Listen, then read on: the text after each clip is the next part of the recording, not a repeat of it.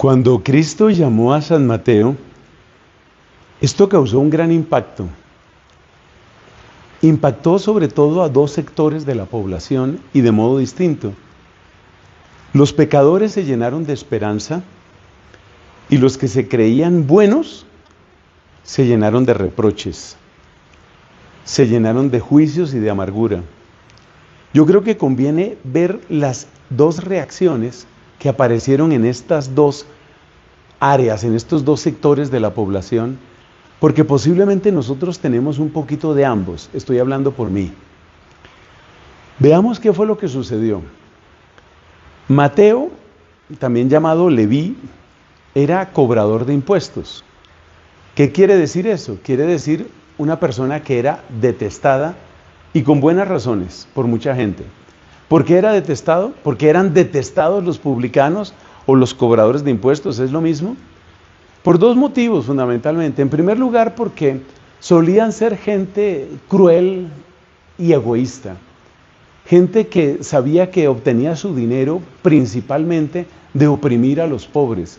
Y como siempre es más fácil oprimir al que es débil, pues su crueldad, la crueldad de los publicanos, era bastante manifiesta. Realmente se gozaban, si puedo utilizar esa palabra, caían especialmente sobre los más frágiles, sobre los más débiles, típicamente los huérfanos, las viudas, los más pobres. Entonces la gente los detestaba por eso. Y también eran detestables pues porque estaban recogiendo impuestos básicamente para el Imperio Romano, es decir, para un imperio abusivo, invasor, un imperio de paganos, un imperio pues que claramente está en contra de Dios porque es un imperio basado en la idolatría. Y los romanos ciertamente no se avergonzaban de sus ídolos, más bien los exhibían. El caso típico es el de este estandarte que llevaban y que se llamaba el águila imperial.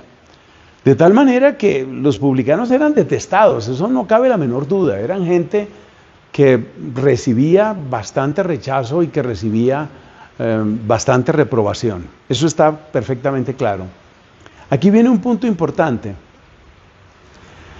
¿Qué significa que Cristo llame a una de estas personas y que la llame con el suficiente amor y con la suficiente confianza como para compartir la mesa con el publicano? ¿Qué significa eso? Ahí es donde vienen las dos interpretaciones. Para unos que también eran publicanos, que también estaban en pecado, esa es una señal de esperanza. Porque muchas veces estas personas que se habían ganado el odio y el desprecio de sus paisanos, de sus compatriotas, pues muchas veces estas personas sentían, yo soy un caso perdido. Es decir, ya estoy metido en esto, ¿sí? Ya estoy metido en el pecado, ya estoy metido en este tema del dinero, ya soy un aliado de esos paganos, ya yo estoy perdido. Pero cuando Cristo llama a uno de ellos y se da esta respuesta, y Cristo se acerca y muestra esa cercanía y muestra ese amor, eso da esperanza. Eso da esperanza ¿para quién? Para el que reconoce su necesidad, para el que reconoce su pecado, para el que reconoce que necesita un cambio.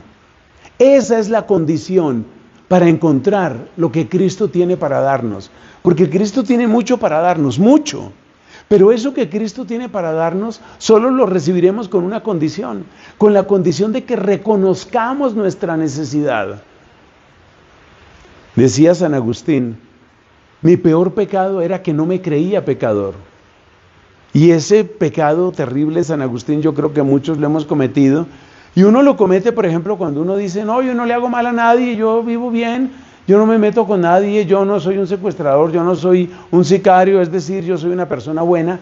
Y mientras tú estés diciendo, yo soy una persona buena, yo soy una persona sana, el médico divino que es Cristo no tiene nada que hacer contigo.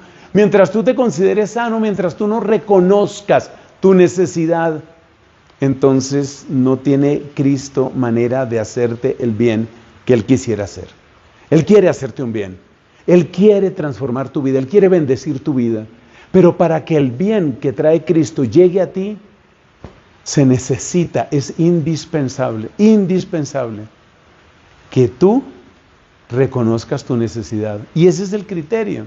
Cuando uno reconoce su necesidad, uno bien pronto empieza a entenderle el lenguaje a Cristo y empieza a ver que todo lo que Cristo hace y todo lo que Cristo quiere, pues tiene todo el sentido del mundo y es maravilloso y es la mejor noticia de mi vida.